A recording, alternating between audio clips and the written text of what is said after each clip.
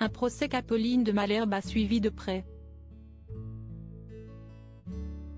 Ce mardi 30 mai, le rugbyman du 15 de France et de Montpellier Mohamed Awa a été condamné à 1 an de prison ferme sans maintien en détention pour violence conjugale par le tribunal correctionnel de Montpellier. Une peine qui a été déclarée comme aménageable. Le sportif de 29 ans a été jugé en comparution immédiate pour des faits qui se sont déroulés en pleine journée le vendredi 26 mai. En effet, Mohamed Awa est accusé d'avoir frappé son épouse devant de multiples témoins et les caméras de vidéosurveillance, dans un centre commercial de Montpellier.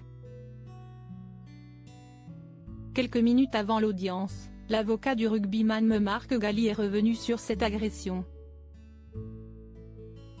Ce ne sont pas des violences habituelles, a-t-il estimé auprès de nos confrères du Parisien.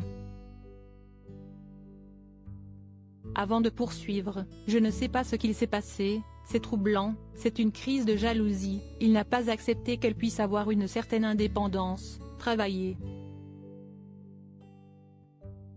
Au fil de sa prise de parole, la défense du pilier du 15 de France a révélé que va témoigner en sa faveur.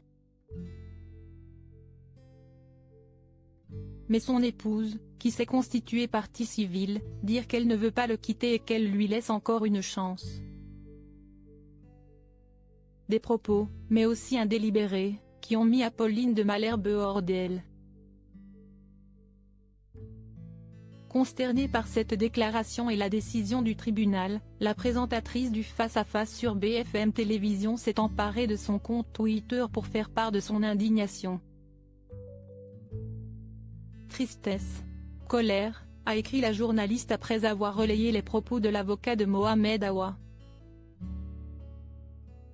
Une consternation qu'ont partagé un grand nombre de ses followers. Supérieur à Léa Salamé, Pascal Pro, Anne-Sophie Lapix. Découvrez les journalistes quand ils étaient plus jeunes. Apolline de Malherbe sidérée par une autre affaire. Apolline de Malherbe est une femme de conviction et n'hésite pas à la faire savoir. Avant de s'exprimer sur cette affaire de violence conjugale, la journaliste de 42 ans a été stupéfaite par le refus de certains joueurs de football de porter des maillots aux couleurs arc-en-ciel, dans le cadre de la campagne contre l'homophobie organisée par la LFP, lors de la 35e journée de Ligue 1. Ainsi, 3 joueurs de l'équipe de Toulouse ont déserté le match contre le FC Nantes, ce qui a agacé Éric Roy, entraîneur du Stade brestois.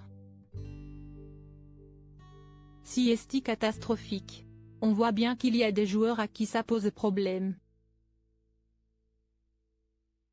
Chacun a ses opinions, personnellement, ça ne me pose pas de problème. Ne le fais donc pas dans les 4 derniers matchs quand ces matchs concernent la survie des clubs, a-t-il pesté en conférence de presse. Choquée par l'attitude de ses joueurs et les propos du coach, Apolline de Malherbe a vivement réagi à cette polémique lors de son émission Apolline Matin diffusée le 15 mai dernier sur RMC. Je suis quand même assez sidérée, en plus de l'affirmation, le ton avec lequel il le fait. À aucun moment il ne se dit que le problème est que les joueurs ne jouent pas. À aucun moment il ne s'est dit que c'était peut-être son rôle de leur botter les fesses, c'était l'emporter en plein direct. Apolline de Malherbe n'y va pas par 4 chemins pour dire le fond de sa pensée. Crédit photo, Coadic Guirec,